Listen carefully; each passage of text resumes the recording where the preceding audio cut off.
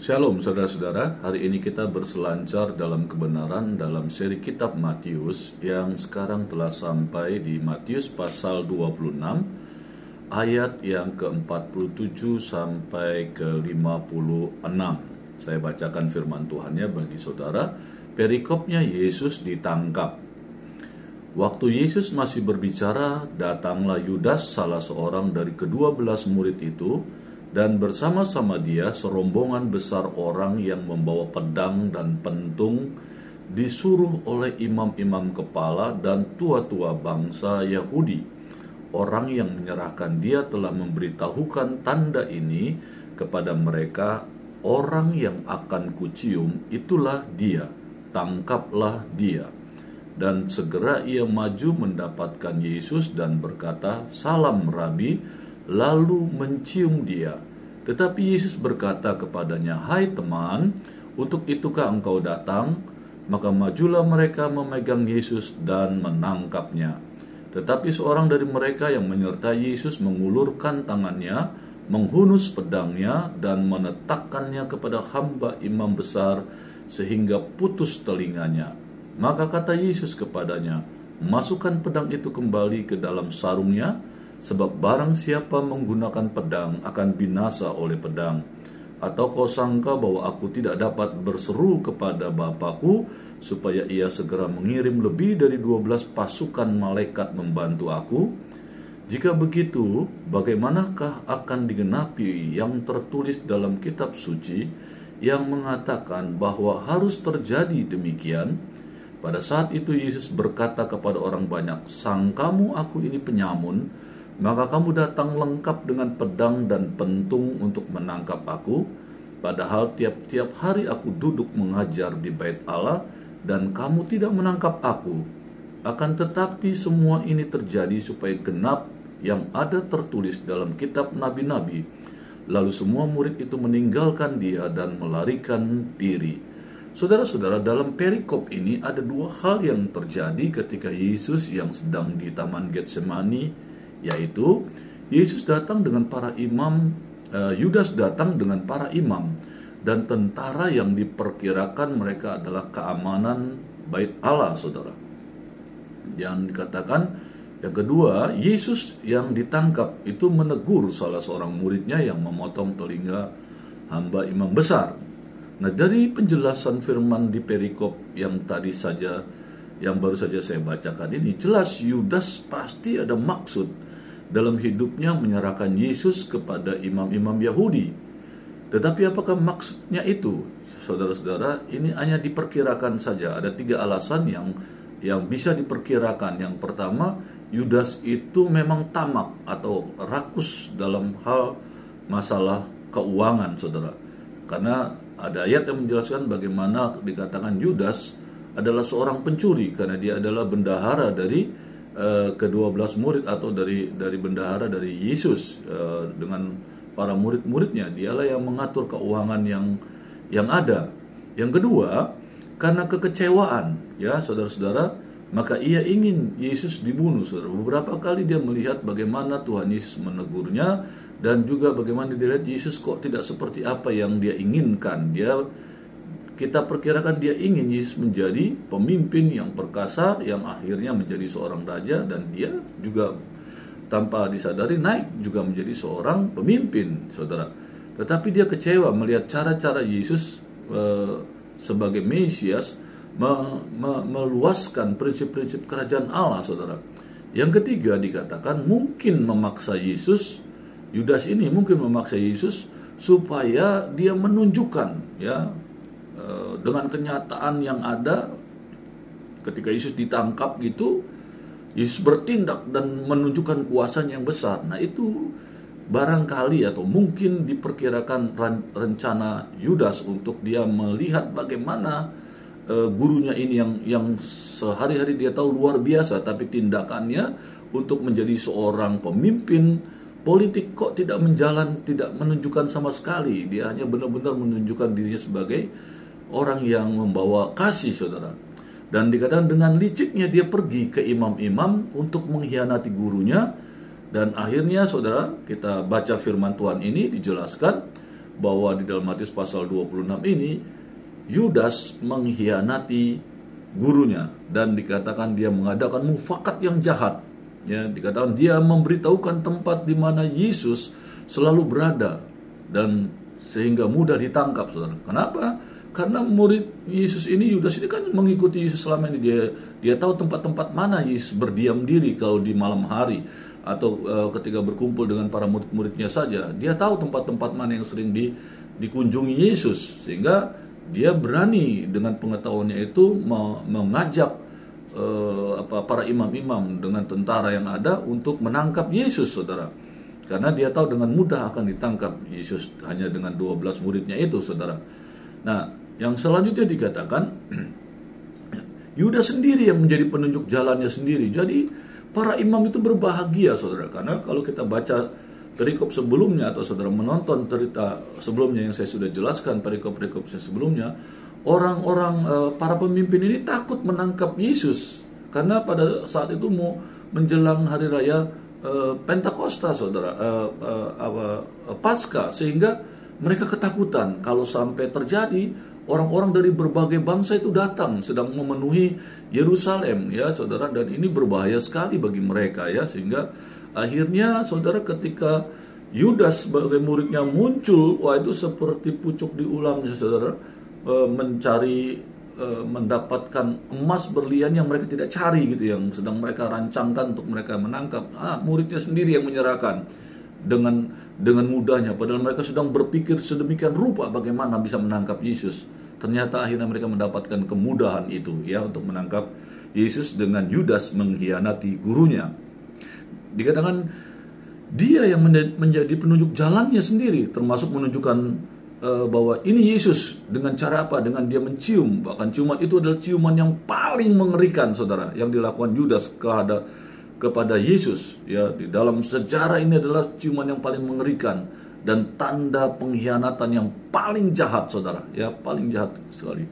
Saudara-saudara, kata cium dalam ayat 48 menggunakan kata Yunani pilien, ya saudara, yang sekedar berarti mencium gitu, ya.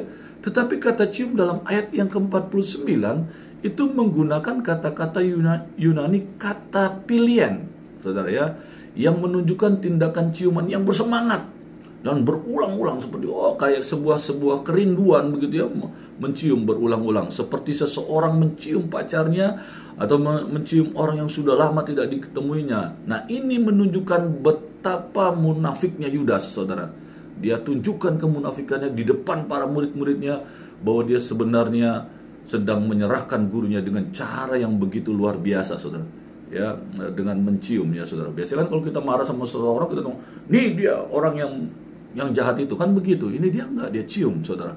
Itu menunjukkan Yudas begitu liciknya, saudara. Caranya halus, sepertinya dia tidak memiliki problem. Ternyata di belakang dia sedang mengkhianati gurunya. Saudara, sikap ini juga, saudara, sering terjadi terhadap kita, saudara, atau saudara barangkali, ya, terhadap saya juga.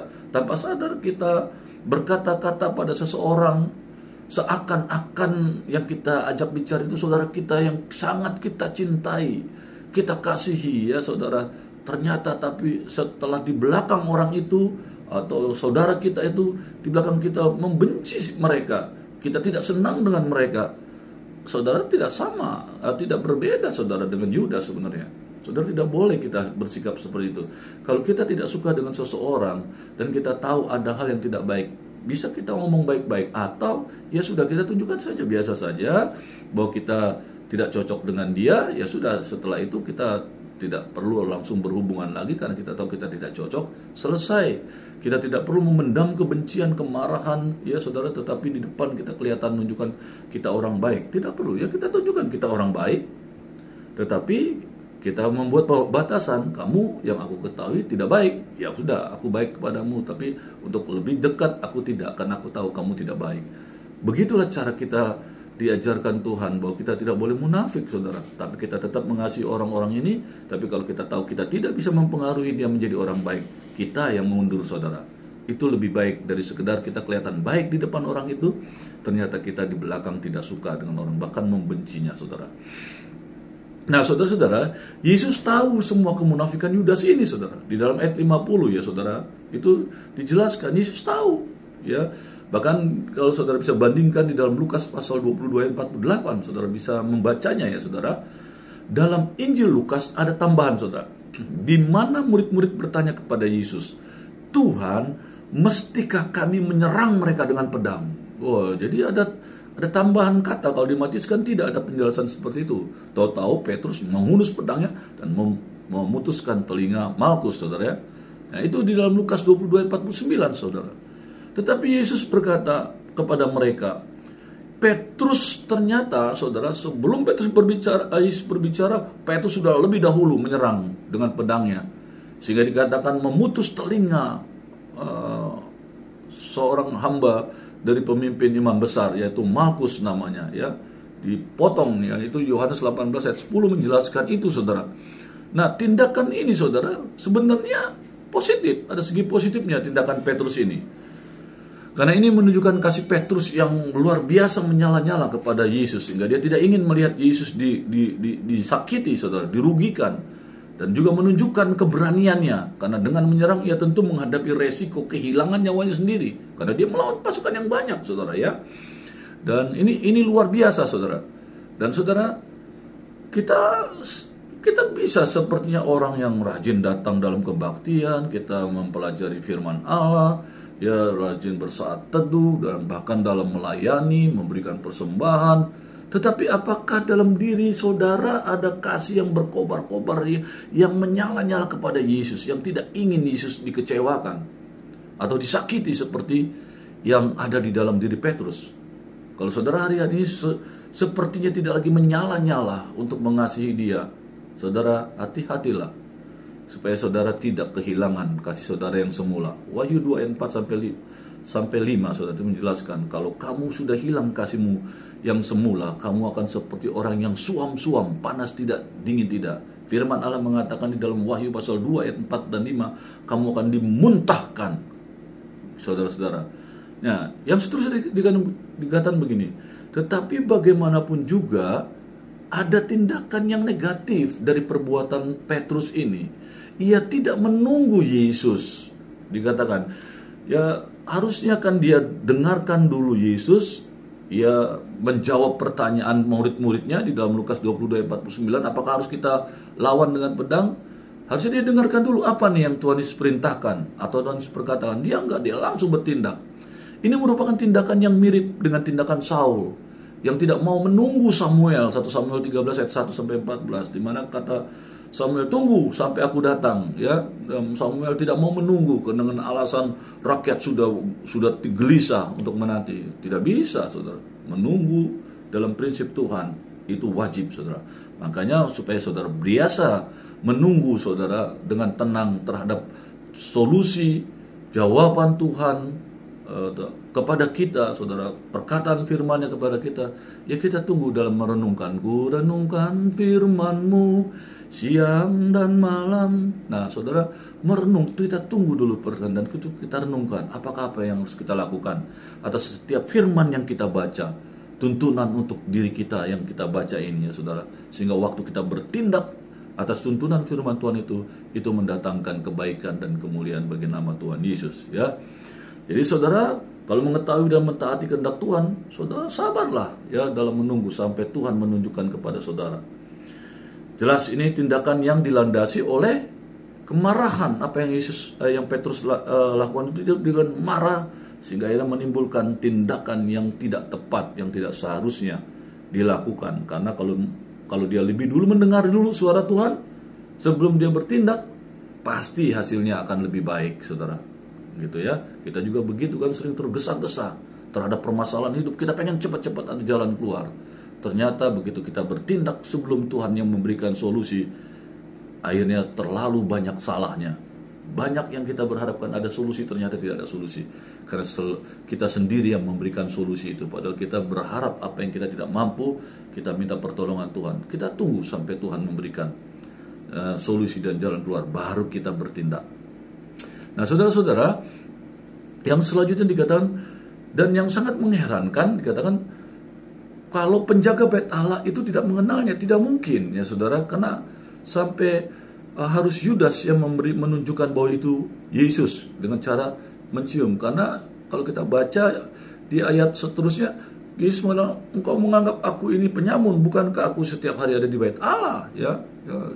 Dan ini yang Yesus tegur saudara, karena ternyata tentara atau polisi bait Allah itu datang seperti mau menangkap maling. Maka Yesus menegurnya ya di ayat 55 dari pasal 26 ini. Dan ternyata muridnya mengeluarkan senjatanya dan memotong telinga hamba imam besar yang bernama Malkus. Dan Yesus menegur murid itu lalu mengambil telinga Malkus, saudara, dan menempelkan kembali telinganya ke tempatnya, saudara. Dan hasilnya adalah mujizat.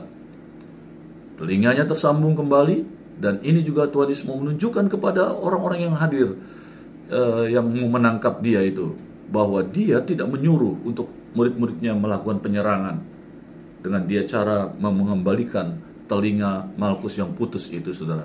Sehingga mereka tahu, oh iya, dia sendiri tidak. Kalau Tuhan Yesus yang marah kan harusnya biarin aja berkelahi semua, dia potong-potongan gitu kan. Ternyata enggak, Tuhan Yesus membuktikan enggak, dia enggak nyuruh murid-muridnya berbuat jahat. Makanya dia ambil daun telinga itu dan ditempelkan kembali. Dan ketika menempel kembali, mereka semua orang-orang yang mau menangkap dia tahu bahwa Yesus benar-benar tidak memiliki niat yang jahat. Tetapi karena mereka menerima perintah untuk menangkap Yesus, ya ditangkap juga. Walaupun mereka melihat mujizat yang luar biasa sebenarnya kan itu, saudara. Telinga yang terpotong, mereka melihat sendiri telinga itu jatuh, dan Yesus yang mengambil terus meletakkan ke tempat telinganya kembali. Itu kan bukan mujizat, tapi karena mereka sudah membawa pemikiran yang jahat, niat yang jahat, rencana yang jahat, mereka nggak melihat ini sesuatu yang dahsyat gitu ya. Enggak, yang terjadi tetap aja ditangkap gitu ya, si pelaku mujizat ini. Inilah manusia, kalau sudah marah, kita nggak peduli orang itu baik kah, orang itu pernah menolong kita kah, orang itu pernah bersama-sama dengan kita kah, sahabat kita, orang yang telah sekian lama bersama kita hajar habis, kalau perlu sampai mati. Bukankah itu yang sering terjadi terhadap kita? Ya, bahkan jangan kata sesama manusia, tetapi kita sesama anak Tuhan juga saling membunuh, saudara, tanpa sadar ya. Kita menjatuhkan mereka supaya tidak berkembang dalam pelayanan dan sebagainya. Kita menjelek-jelekan pemimpin kita. Sebaliknya kita juga menjelek-jelekan orang yang di bawah kita kalau kita pemimpin. Tidak menunjukkan bahwa kita adalah anak Allah. Dan Yesus menunjukkan dia adalah Allah yang luar biasa, Allah yang penuh dengan kasih. Dia tidak pernah melakukan hal yang jahat, dan dikatakan dia tidak pernah berbuat dosa. Dari ayat-ayat di atas ini, saudara, ada dua hal yang tadi saya jelaskan. Kematiannya adalah karena pilihannya sendiri. Jadi Yesus mati itu karena pilihannya, bukan karena dia bisa dibunuh, saudara. Tidak, firman menyatakan dia tidak bisa dibunuh. Jadi dalam peristiwa ini jelas sekali bahwa Yesus menyerahkan hidupnya sendiri, dan hidupnya itu tidak diambil darinya. Karena Yesus mati bukan karena manusia membunuhnya, melainkan karena ia memilih untuk mati. Karena ini memang bagian dari nubuatan yang dijelaskan dari perjanjian lama, ya, dari ayat-ayat yang ada di dalam perjanjian lama. Di dalam ayat 53 dikatakan, atau kau sangka bahwa aku tidak dapat berseru kepada Bapakku supaya ia segera mengirim lebih dari 12 pasukan malaikat membantu aku? Saudara tahu mengapa Yesus menggunakan kata 12 itu, atau bilangan 12 itu? Ada dua pandangan. Yesus menggunakan itu ya, saudara. Maksudnya sebagai berikut. Daripada mengandalkan kamu yang 12 orang, maksudnya murid-muridnya dia, apalagi salah satunya sudah mengkhianat lagi kan, itu tinggal 11, saudara. Aku bisa minta kepada Bapa untuk mengirim lebih dari 12 pasukan malaikat, saudara. Luar biasa kan?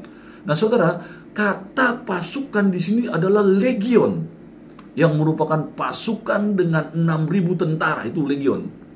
Ya, saudara, itu kata pasukan yang Yesus katakan itu. Jadi, aku membawa pasukan itu artinya adalah legion, yang merupakan pasukan dengan 6.000 tentara jumlahnya dalam satu pasukan itu. Jadi dari Yohanes 18 ayat 3 terlihat bahwa pasukan yang menangkap Yesus hanya 1 spera. Tulisannya 1 spera, saudara. Itu hanya 600 orang. Berarti hanya 10%, saudara. Maka di sini dikatakan bahwa Yesus bisa memanggil lebih dari 12 legion malaikat. Bayangin, satu pasukan aja 6.000, kalau 12 Legion berarti 72.000 malaikat. Wah, saudara bandingkan saudara di 2 Raja-Raja 6 ayat 15 sampai 17, kalau malaikat itu datang, dikatakan seorang malaikat bisa membunuh 185.000 orang dalam sekejap.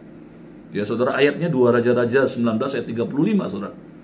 Jadi ini kalau Tuhan 72.000, musnah semua yang ada di hadapan Tuhan saat itu. Saudara, karena satu malaikat saja 185.000. Ya itu yang datang hanya 600-an orang pasukan. Tidak ada artinya, ya saudara. Apalagi saudara, malaikatnya 72.000 saudara. Wow. Ini semua menunjukkan bahwa Yesus sama sekali saudara tidak membutuhkan bantuan dari murid-muridnya.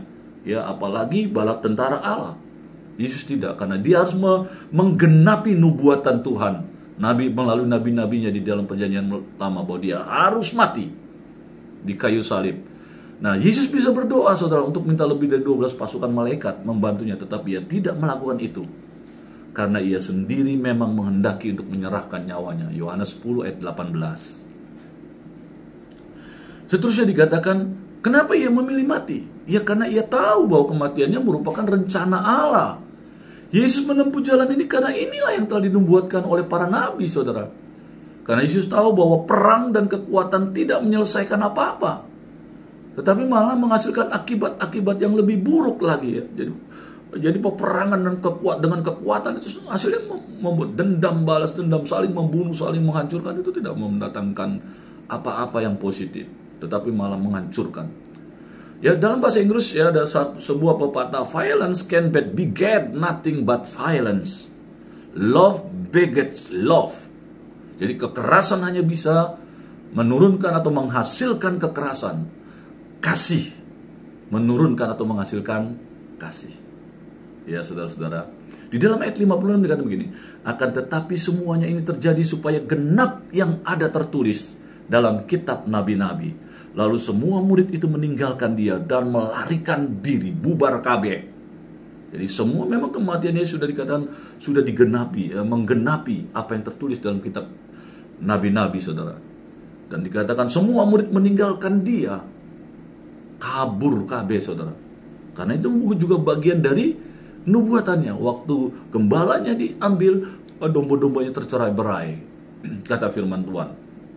Saudara lihat, tadi murid-muridnya pada berani untuk mati membela Yesus. Tapi sekarang terlihat waktu Yesus ditangkap bahwa mereka dikatakan takut dan berlarian.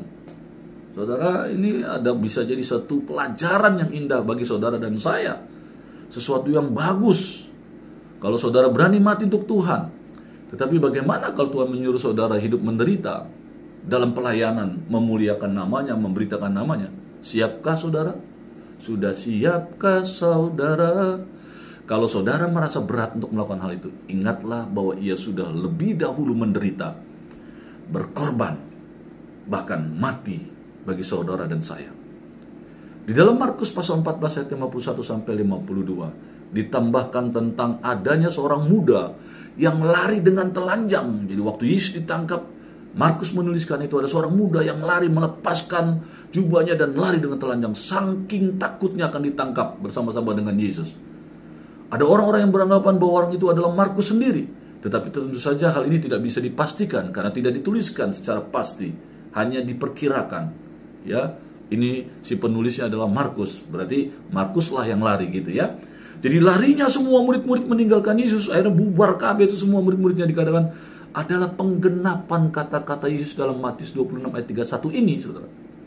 Ya, dikatakan ini bahwa murid-muridnya akan lari semuanya. Inilah akibat, saudara, dari tidurnya mereka pada saat mereka seharusnya berdoa. Sekarang mereka jatuh dan kalah. Saudara murid-murid Tuhan bukan? Dan saya ketika kita menjadi percaya kepada Yesus sebagai Tuhan dan Juru Selamat, dikatakan bukan hanya kita sahabat, bukan kita juga anaknya, tetapi kita juga muridnya. Tapi jangan seperti murid-murid Tuhan. Tuhan ajak mereka berdoa, mereka tidak berdoa. Bagaimana kehidupan doa saudara hari-hari ini? Makan berdoa, tidur berdoa, mau bekerja berdoa, mau berusaha berdoa? Atau saudara mau menyediakan waktu untuk doa pribadi? Saudara yang tahu. Kalau saudara kurang melakukan hal-hal seperti ini, jangan kaget, saudara akan bisa lari dari imanmu. Lari dari kepercayaanmu kepada Yesus, dari cintamu kepada Yesus. Kamu bisa meninggalkan Yesus karena jabatan, karena pasangan hidup yang lebih ganteng, lebih cantik, punya kedudukan yang tinggi, dan sebagainya. Memang ini menegur keras untuk saudara yang sudah melakukan. Bertobat.